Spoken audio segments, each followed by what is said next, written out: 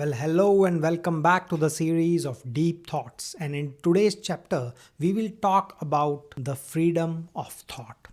Now, it's very important. Most of us think that freedom of thought is just about something that we can think and we can say aloud and nobody will judge us. It's not just that, it's just a mere part of it. The real freedom of thought comes when you are able to think of something original according to you, even if it is out there in some book. But the thought is original to you. Then you take this thought, you test it in the practical world, in the real world.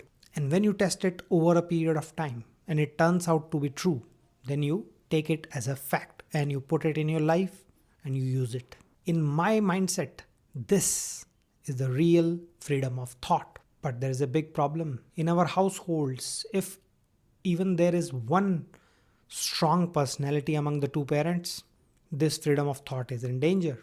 How? Because if even one of the parents has a strong personality, he will try to teach everything to the kid, right? And mind you, he or she is teaching. They are not thinking of just applying that thought on a kid, or they are not thinking anything negative. They are just teaching the ways of the world to their child. But what if those thoughts, those ways of the world are wrong? But they don't know it. And the children have no capacity to judge whether they are right or wrong. And those kind of children, when they grow up, they are prone to not thinking of any original thought because they already have a preconceived set of notions that they consider as fact. So the freedom of thought comes from the origination is from the childhood. If you are a parent, please make sure that even when your child asks you about something, anything about this world, before telling them what you think, ask them whatever they think. Like if a child asks you, how about this? Is it right? Is it wrong? Does our neighbor can our neighbor do this?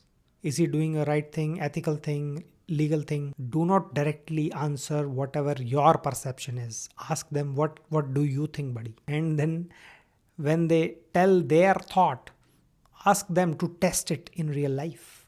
Ask others, tell others that this is your thought, is it right or wrong? Test it in the real life. Then you will gauge what is right according to this world, what is wrong, what should be right and what should be wrong. That moral compass is developed like this when they are able to think of something original, test it in the world, and then put it there in their memory banks as a fact, and they can use it in their life.